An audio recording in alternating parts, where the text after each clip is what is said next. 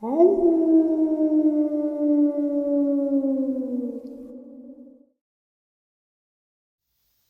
greetings and salutations, everyone. I hope everyone is still doing well, and welcome to this night-ending bonus upload.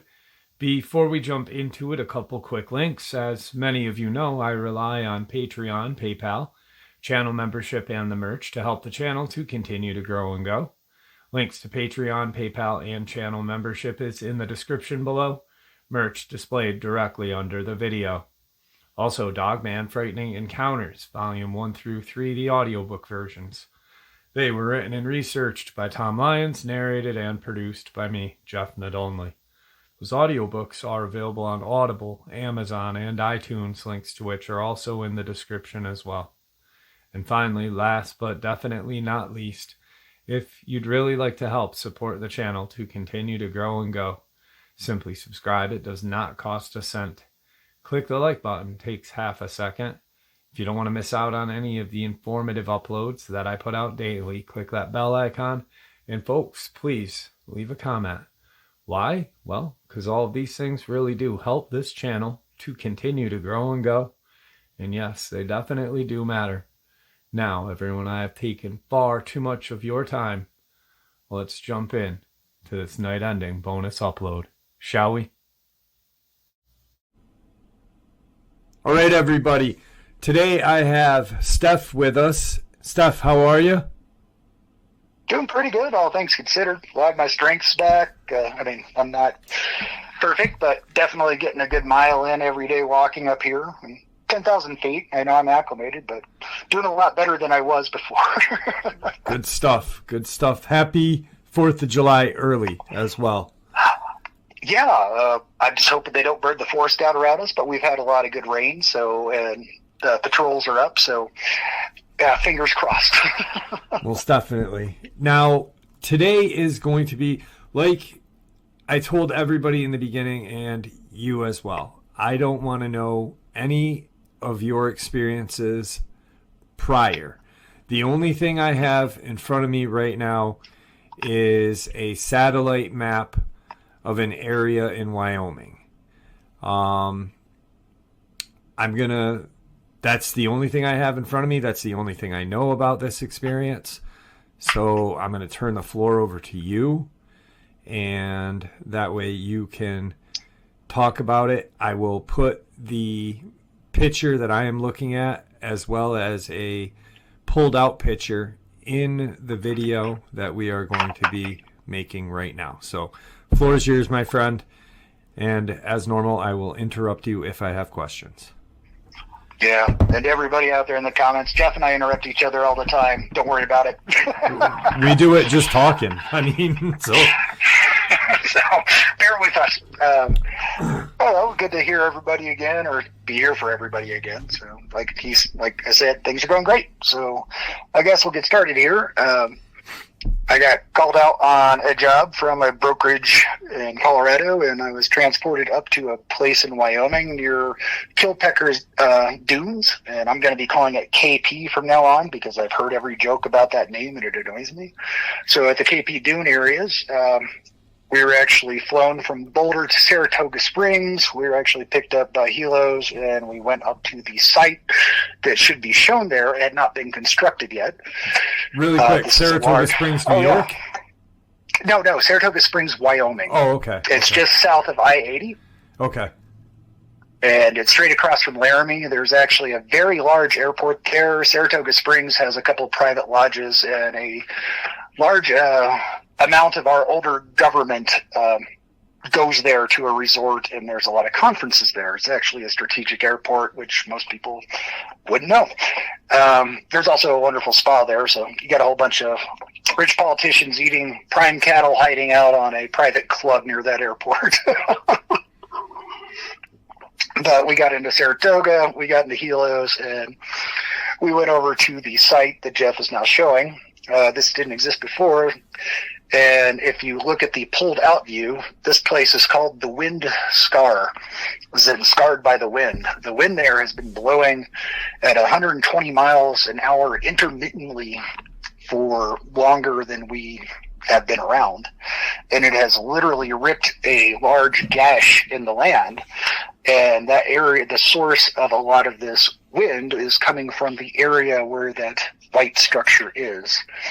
So, but I'll go back. Our group got up there, and we were with other gamma groups, and there was military there. Our stuff was to go up to the edge of the pass near Kilpecker Dunes and KP Dunes there and just station. And we were to prevent egress of any biologicals that were non-human coming that way, be they squirrel, rabbit, deer, literally anything that wasn't us. And they were going to be bringing in equipment. There was a huge windstorm that kicked up about 3 hours when we got there. And we were actually, our group was supported by a 4-man team of Velcro patches, special force people. And our instructions were to intercept anything, kill it. And if our munitions or methods did not work, that the backup team had the ability to deal with it. So it started getting dark. There's a lot of helicopter movement too over that site, but we were to the west there at the top of the pass, and we were just watching everything go down. We got the night vision on, and if anybody's been in the military, you know what helicopter rotors look like in night vision. A whole bunch of flying saucers everywhere, because those rotors build up a static charge in the air, and they look like a giant glowing disc. So down the line, we actually got contact, and if you look at that section, you'll notice there's a road on either side of a central road going through the center brush. Do you see that, Jeff? Yep. Yeah, well, in that area was lined with enfilade, or flanking people on both sides. And the whole thing was, if they're going to break towards us.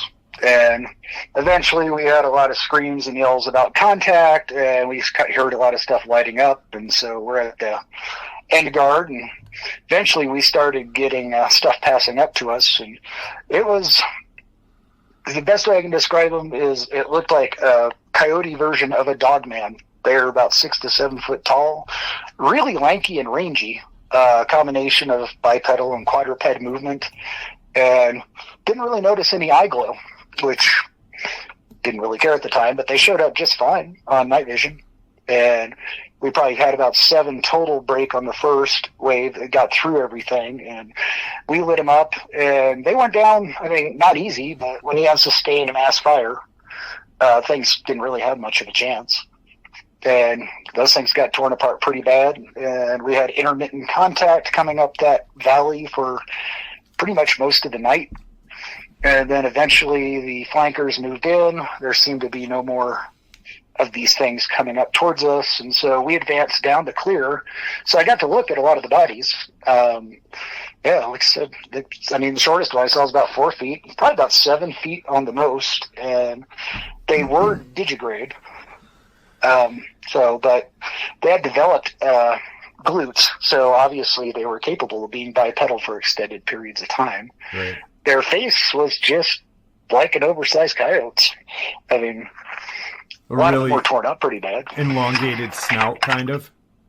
Yeah, elongated snout, but they had kind of I don't know, dexterous and lithe look to them. I mean, still, I wouldn't want to screw with one, but I bet they were only about like the weight of our average guy over there, probably like 200, 300 tops. And I bet some were about lower than that.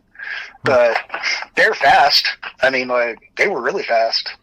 I believe that if we hadn't been in a situation of intercept and everything set up, it could have been really bad. But not really a fearful operation.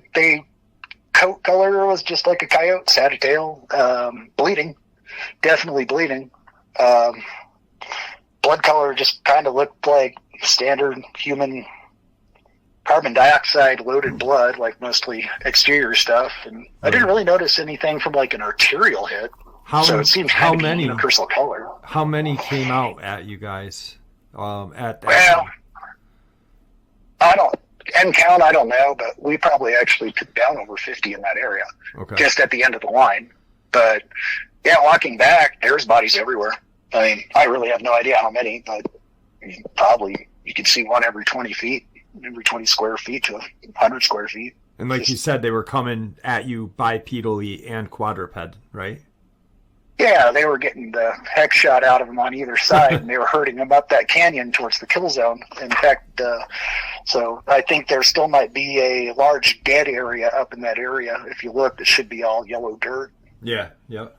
Yeah, that was the kill zone where we were established and looking down. So, I mean, it was a pretty classic op, and it's funny. I didn't know a lot of the Gamma team I was working with, and we were all talking as we're going through there, and almost every single one of us had had an encounter of one sort or another. You know, I had my Canada and rabbit ears pass encounter with, and these guys had had their other encounters around the world or in the United States. So we advanced down, and you know, it was really weird. It smelled like blood. If you've ever been in a bad place, and you get a lot of people or just a lot of things kind of get hit by guns, you know, blood has its own smell. A lot of that around there, so it really smelled like blood. And yeah, I mean, I kicked a couple here and there, even though we weren't supposed to, just to turn them over or look at them. And every so often, somebody would say, "Don't do that," and we're like, "Okay."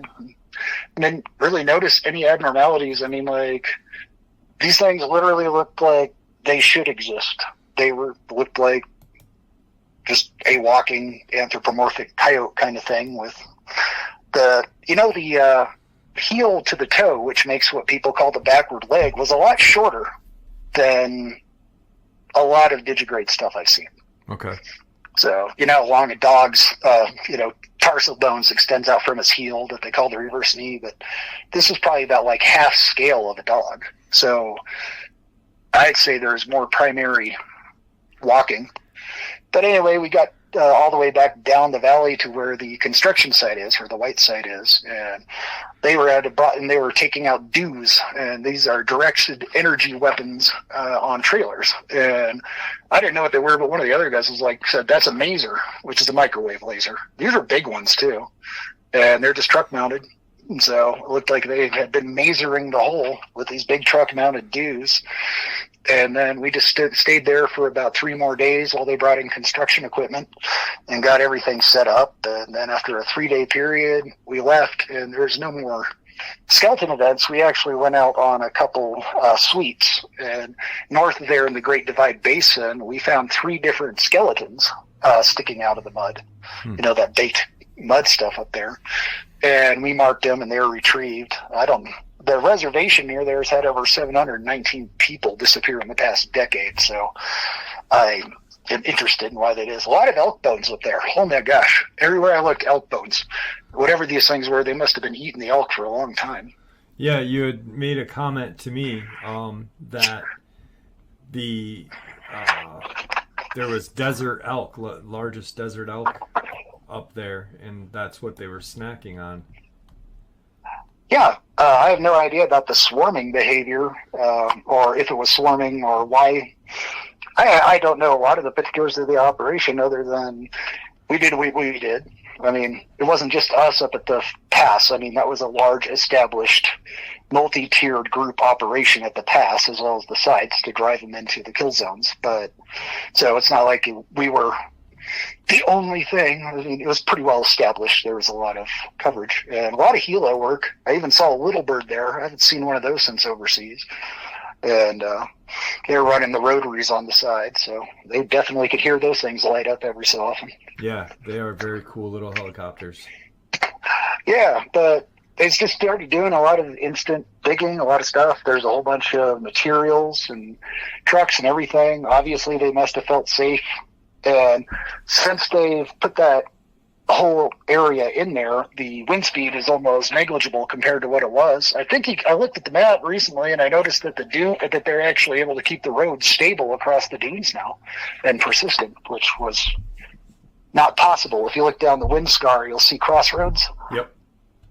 Yeah, those didn't exist. I mean, the sand was always just getting blown down there to the very top of the red desert. And that will be what Stuff is saying. That will be the pulled out version picture that we're looking at. So you'll have a close-up view of the circular thing in the middle, and then I'll pull out, and what Steph is talking about with the sand, wind erosion, and it cut out. That'll be the picture that is. ironically enough, you and I were talking. This is very close. Well, not very, very close, but pretty close to. It's geologically connected. Skinwalker Ranch. Yes. What is? I don't know if you know or if you can tell me or tell us, but what is that location that we are looking at? What is it? Oh, the round thing? Yeah. Yeah, that is a massive white painted giant concrete reinforced bunker with a large service pit next to it. That service pit is flooded with water and can flood that entire area really quick. Okay. If you look at it, you can see the pit, and it's kind of hard to tell, but that's actually the reason that you can't see the light down in there is due to water refraction. When that empties out, there's a large transport set of ramps going down. You should probably be able to see them. Yeah, you can see it. It's like a kind of like a 3-tiered ladder, it looks like. Yeah, and those are large ramps going down. And if you look at the scale on the map that you're at, and then compare that scale across the container, what do you see? I measured the container actually. I got the big round one. Yeah, I got 50 feet across by 112 feet in at the longest part. You know what I mean? It's not really a circle; it's a kind of an oval. It's a large area. Right. And it's obviously not a nuke cap for anybody who says that, because nuke caps don't look like that. And you notice the giant freight Connex loading ramp on the south side of the rectangular that little part. Small side, yes. Yeah. And then there should be one or two structures around it. Yep. Little kind of off to the side, though. Yeah, they're just monitor structures. What's very interesting about that point is it's full of niobium, which is a very sought-after part of the Earth family. And niobium is really important because 200 grams of niobium added to a steel frame of a car gives it so much strength that you can reduce the weight of the steel in that car by 250 kilograms. So by adding 200 grams of niobium, you can actually get rid of the weight of one whole passenger. Wow. So, and if you look carefully, do you notice the brown weeds that look brownish red everywhere? Yes. Yep. That's actually iron ore leaching out of the ground. And there's a place called Iron Springs. It's not the Iron Springs, Wyoming. It's just called Iron Springs there. And that water comes up and it gets into the plants till they're dead. And then you're actually left with ferric metallic sagebrush. So that brown weeds you see are actually dead and they're just rusting. They're so full of iron. But they all are also mildly radioactive due to the presence of the niobium. So that area is now a strategic reserve, and that building is listed as a strategic reserving cap, but it doesn't look like any of the other strategic reserving caps. So it's really funny that it's so close to that area, so close to I-80 and all the different areas, and right near a major recreation area, but just a little bit of geology and inhospitable terrain makes that giant artifact you can see from space just hidden from everybody. Invisible when you're on the ground. You know, you're not going to be able to find that because, you know, I'm looking at it. I keep blowing up and, you know, scrolling out and scrolling in at it. And, I mean, if you're just randomly out there, you're not gonna really find that easily. Yeah, and I'm sure they have the same group of people who might politely ask people to avoid that, or somebody might come out and say, hey, get out, private, blah, blah, blah. I'm sure there's not a lot of issues, and not a lot of people like to go in that area because the Great Basin, the dry Great Basin, horrible place is just north of that. We talked about that place. Yeah. That's just deadly. Yeah, for those people who don't know, can you kind of share a little bit about that? What you and I talked about? Yeah, everybody's familiar with the Salt Lake, but that's because it's near a town and it's still got water. But the Great Divide Basin, just above the our Grand Basin, I forget the exact name for basin with no drainage. In fact, the Continental Divide hits the top of it and then goes around either side. That one basin makes the Continental Divide kind of vague. So it's nothing but evaporite and salt deposits, and the wind blew so hard there that it blew all the earth off down to the water table, so it couldn't blow it off anymore. And it just gets this cracked mud surface, but the underside is this goopy, sticky, black suspension of dirt, mud. And if you step on it, it's full of salt and bacteria. And if you crack the surface in the wrong area, you can get overcome by the sheer amount of methane and different gases that come out of there. And another interesting thing is when the wind is not blowing in that basin, there are no plants. And there's so much salt that the salt can get hot when there's no wind. And when you heat up sodium chlorides, you get chlorine gas. And so you can get pockets of chlorine gas. People have driven in there with the vehicles and had the vehicle stall because there's no more air to run the vehicle. And then they die. And then the wind comes along and clears out the area. Somebody else finds them. So the basin there probably has a ton of bodies. Since it's right next to the reservation, you got all the missing folks too. You stick a body in there, you're probably never going to find it. Yeah, it's pretty amazing stuff. I had never, I mean, I've heard of it obviously, but I didn't know the certain, you know, like with the chlorine gas and stuff like that it's pretty interesting. I keep scrolling in and out and just finding different... I know, it's a fascinating bit of territory. Yeah, it definitely is. I don't know if you're familiar with Skinwalker Ranch very much. Not as much as I think the average person would be. I'm more familiar with the geology underneath of it, right. And so there was a experience that one of the owners had when they moved in, and there was a large dog, Canine, that I heard about that. Grabbed a calf, and tried to pull it through the fence. I'm wondering if what was seen that day was any relation to what you guys encountered out there, being that it's not that far, you know? It really isn't that far. I mean, technically, if you look at the geology, there's no rare earth in that area or anything weird, but actually there is, because there's a huge phosphate bed under Skinwalker Ranch and in the surrounding area. And phosphate is in the top 7 rarest elements in our solar system. A lot of people might find that odd, but without phosphate, we have no life on Earth, because phosphate is actually the prime atom that is needed for mitochondria.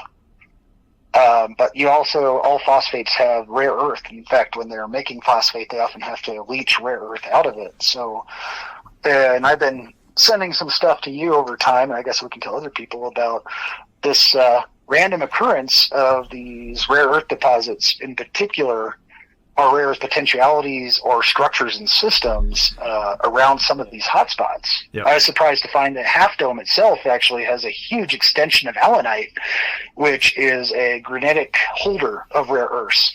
So it's getting interesting because there's a lot of electrical potential, you got a lot of radioactive potential, and you just got all these other different novelties. And we use, like with the Hadron Collider, CERN and all that stuff, there's a lot of rare earth that's used in those. And I mean, the only reason we made the Hadron Collider is because that reaction happens everywhere, all over the Earth, about 10,000 times a day. It's just that we never know where it happens. So, and we have to get the sensors there. That's why we made that whole collider. But that process happens all over the Earth about 10,000 times a day due to intersection of what we call cosmic rays, causing bosonic matter to turn into fermionic matter, basically saying turning energy into matter, which is one of the things I heard somebody talking about Skinwalker is a near-peer project that the military really wanted to understand it, so our near-peers didn't understand it first. Because once again, if we figure out how to convert energy into matter in a manner that is not prohibitively expensive energy-wise, that'd be amazing. But another interesting thing about the phosphates is that they can develop caverns similar to limestone. So I wonder if some of these larger phosphate beds, which occupy the northeast corner there where Skinwalker Ranch is, extending up to Evanston and Wamsutter and into the Great Divide Basin, might have some deep leach holes or deep leach tunnels. So just an idea to posit. Yeah, there's there's a lot that's not known about that place, and a lot that is speculated. And I think, like, you and I, you keep sending me information about rare earth and certain things, and I'm starting to see a correlation between the two, like you had said.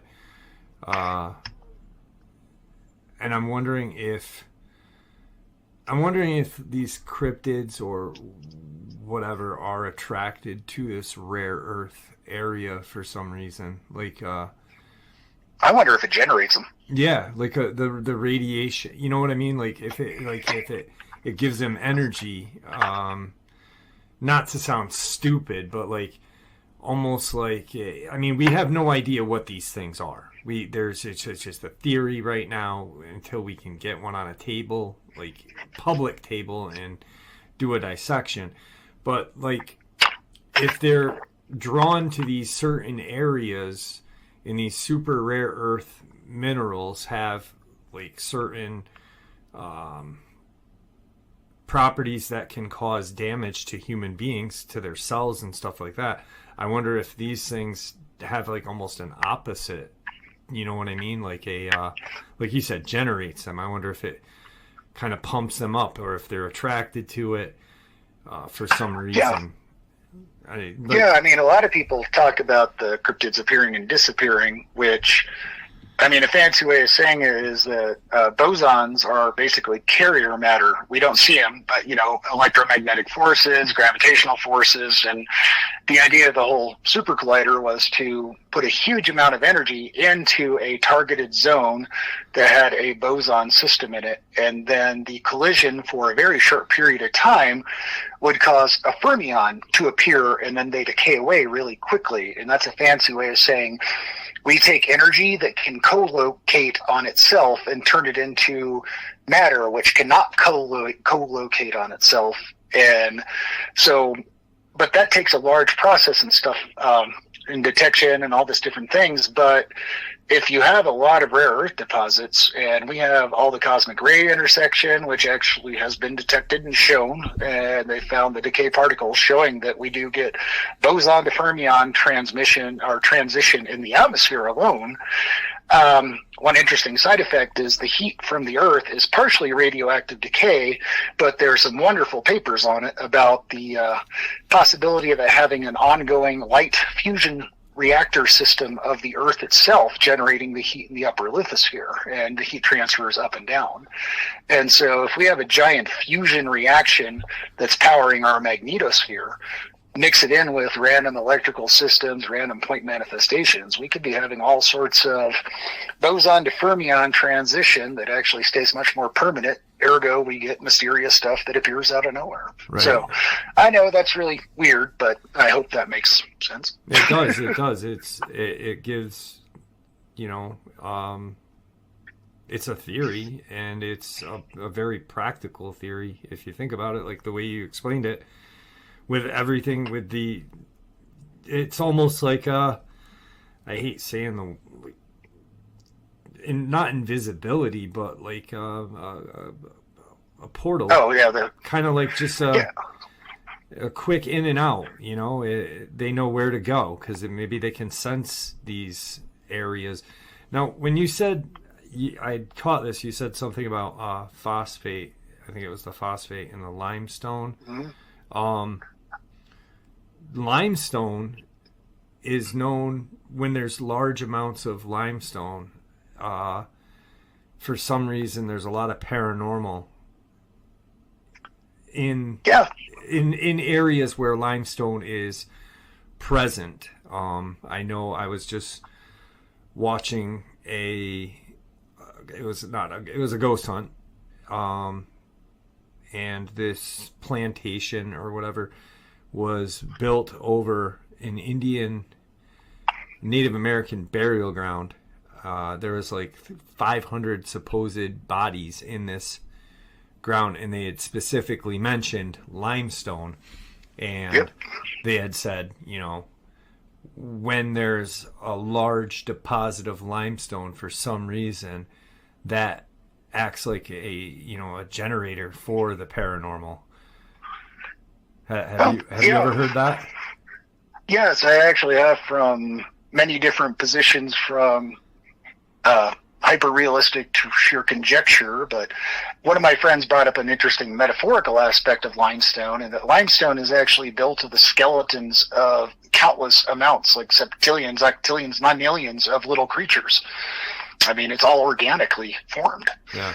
And so you have basically, I mean, if you want to get that far out like he was, it's life force rock that's actually trapped in a static state and then can act as a collector and grabber. But another interesting thing about limestone is that it makes tunnels very easily in caves, because you get water in there, carbonic acid, haul it out. So less conjecture, there's a substantial amount of cave systems wherever you find limestone, and it's much more prevalent than people realize, and sporadic. So a rock that generated a whole bunch of deep caves, and they can go all the way down to like Kola levels, 9 miles before you start burning up. And yeah, so I mean, like, if there's limestone, there's going to be caves, and if there's caves, then you have an unobserved potential. And we still are learning new stuff every time we discover a cave. I mean, it's just amazing. Yeah. So yeah, I think that is related from we've covering the metaphorical to strange. I mean, when it comes to portals, there's 2 types that I know of, and one's called a shimmer, which a lot of people have seen, the shimmery heat distortion thing where people get screwed up when they walk through. But the other one, nobody really has put together outside of whatever this op was. One of the reasons they shut that down is because if you have a rift to a different place or a portal, it's a conceit to think that it has the same atmospheric pressure as ours. So if you open up a hole to a different atmospheric well, or a different existence that actually has a higher or lower pressure atmosphere, you're going to have a lot of wind. That's how that wind scar formed, was just constant expulsion from a rifted area. And it was intermittent, but you can see how much it did to the land. Yeah. And you can see that it's now stopped. So you have 2 major indicators that it was a persistent multi-millennium item, and now you see that the multi-millennium item no longer has those artifacts. So it's very interesting, too, because I've heard, and I didn't experience it when we were looking for Josh, but I've heard a lot of places get bad weather when they're looking for a person. So I'm wondering if the dimensional portal thing is super common on a small scale. What would a small scale rift portal do if something had come in and out of it and grabbed somebody? You'd actually have a huge differential of pressure, and just hours of a small 6-7 foot hole being opened with a major pressure differential could instantly, within a half an hour to an hour, turn an entire area into a different weather system. I never really thought about it like that. Yeah, you're right. Yeah. So, I mean, and sure, a lot of people are like, portals are bullshit. And I'm just like, sorry for swearing, but I mean, like, sure, until you've seen stuff, it's BS to you. I don't care. But I'm a firm believer that portals exist. I think the majority of the people that listen to the channel are, because there's been too many people talking about the shimmer rather than the riff, like what you had said. Just so I'm aware, or just to clarify it. Yeah. What I got from what you had just stated about the riff being open up here and creating the wind scars, are you kind of stating that what that area that we're looking at stopped that portal or that rift? Yeah, that operation stopped that. I mean, Wyoming's still a windy place, but that area no longer has the constant intermittent systems that are just like ripped through that one very isolated, limited area. A lot of people say it's mountain geology, but if you look at it, mountain geology is always going to have a fan shape to it. You're going to, just due to Reynolds coefficient of drag, or the atmosphere slows down, so it fans out. And the wind scar is novel in itself due to the fact that it is actually following a Coriolis line of the Earth.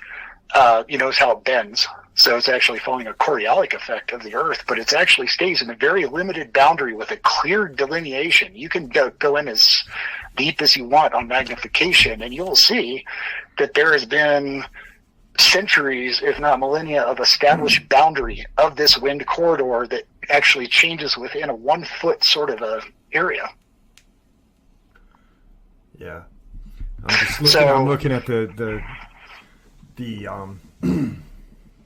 geography of this area, and there's with the wind scar that we're looking at in Wyoming, there's also ironically enough, and I know that this upload is not about Skinwalker Ranch, but it's interesting because it's about 150 to 200 miles away to the south of where we are right now.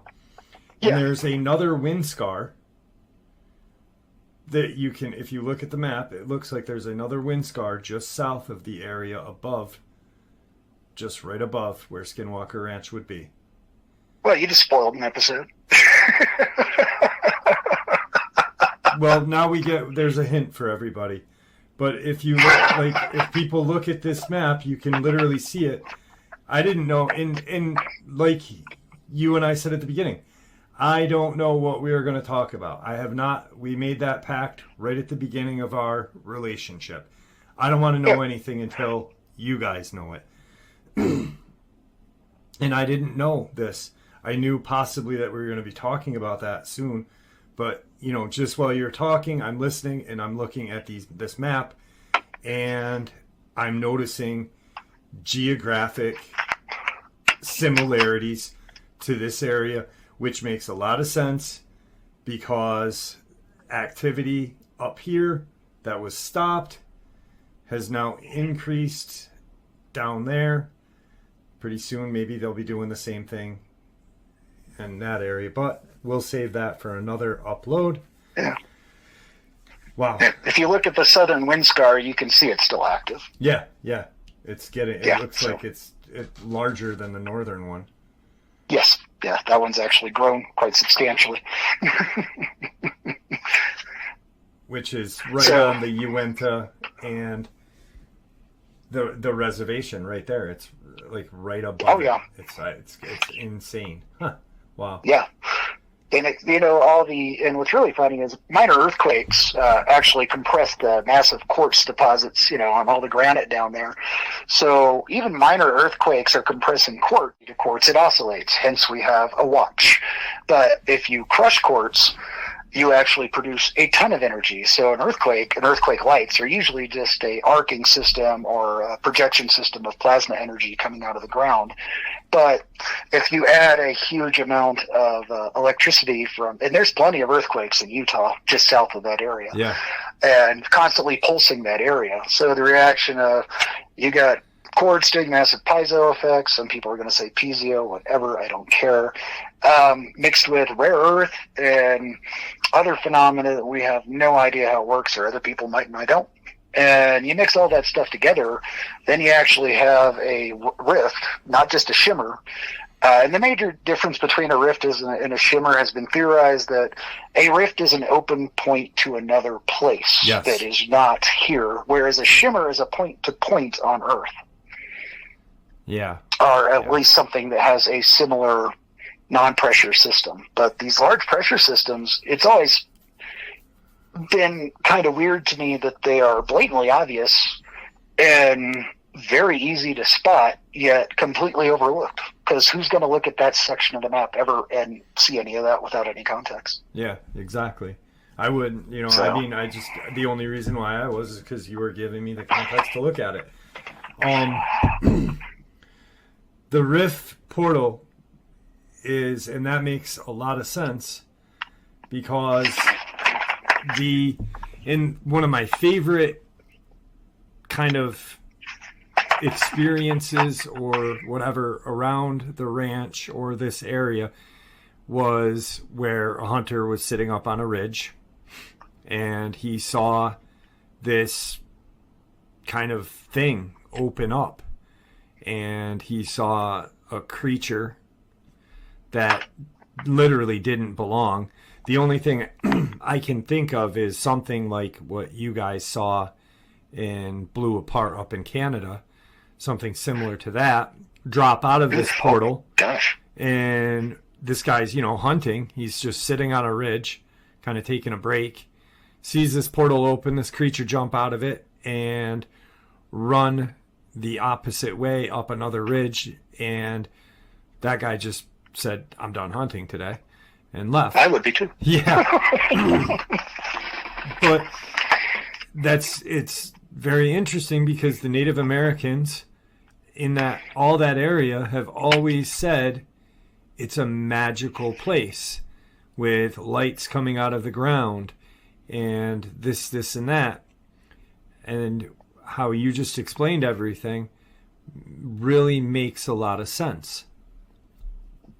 Yeah, I imagine there's plenty of micro rifts that occur, but the fact that we have evidence and know how to deal with apparently large static permanent rifts is obviously this has been dealt with for a long time. And like I said, the mazer is conjecture for one of my friends. I trust him. He's got an EE degree and a postdoc on it, and he did a lot of crazy stuff as a specialist contractor.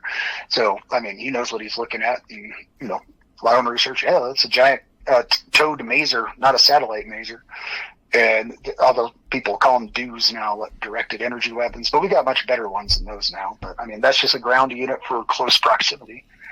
And obviously they know what they're doing. I just find it odd that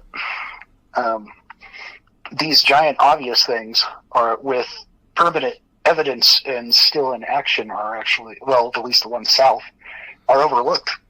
There, I mean, you can see it from orbit. What the hell? Yeah. I mean, I'm looking at it I think I don't know, 100 miles off the face of the earth looking at these things, and they're very evident from where I'm looking. So but nobody ever goes there. It's like the old joke, it's kind of like Hitchhiker's Guide to the Galaxy. You'll never find it has somebody else's problem field on it because nobody sees somebody else's problem. Right. Wow, this is really amazing, really cool. Yeah. A really interesting, upload. I'm blown away. I mean, what you just shared with us was a attack of coyote-like dogmen with the government controlling the weather and closing a portal. Well, the government wasn't controlling the weather. The weather was being induced by the rift. Yeah. So, yeah. But technically, they controlled it by closing it down. Oh, they did shut it down. Okay. Yeah, sorry. I just didn't understand there. But this is really, this is amazing. I mean, in such a small area, 120 feet by 50 feet circle can do that. It's really cool. I don't have a better word for it. It's just. Well, one thing to add is that was the core rift. Apparently, around a core rift, a whole bunch of micro rifts developed that can be pretty well sustained, that are much larger than what a theoretical cryptid or pull-off could produce or whatever event. So that whole area all the way up to the pass where we're at is prone to, at that time period, these micro rifts, which apparently I found out later were spreading in a radian from the area very slowly, not like a bad thing. But, I mean, that area did have a well-sustaining food supply. You would never know it in that type of desert, but that area is really rich in biota and food. Yeah, yeah. Especially like when you and I were just talking privately prior to that in the Steamboat Mountain region with the desert elk. Yeah, well, it's a large population of elk that has become desert elk. And I mean, that area into the Red Desert is the largest unfenced section of land in the United States. Okay. So it's just a lot of people go four-wheeling, but they stay in the KP Dune side. And the ones that go over usually get their vehicle destroyed, or, there's not much to see there and there's a lot of danger. There's no reason to go over that pass there at KP on the west side. Yeah, most definitely. Especially with the chlorine gas area. And yeah, that's one of the only places I've heard of that effect actually being lethal. I mean, you think Death Valley would have the same thing, but it doesn't have the same density of halite or salt deposits. And so it's kind of a unique phenomena to that area. And I've talked to other geologists who are way above me in knowledge and stuff like that. And they're like, that's not true. We've never heard of that. And eventually they get back to me and they're like, oh my God. And I'm like, yeah, right. So, I think that's enough for me tonight, and thank you for everybody listening. Even if you like me or not, you're still helping the channel. Comment away. I'd always love to hear from you. And at this time, Jeff, can I give them my contact? Yeah, yep. Cool. I think Jeff's going to put it in the description, but if you have any questions that you would like to direct to me, this does not take away from Jeff's channel. That is not my intent. This is his channel. I'm not starting one. And that email is imakeitleave@rescueteam.com. It's all one word, no uppercase. And once again, it's imakeitleave@rescueteam.com. I'll get back to you as I can. All right, guys. That'll be in the description. That'll be in the description below. Yep.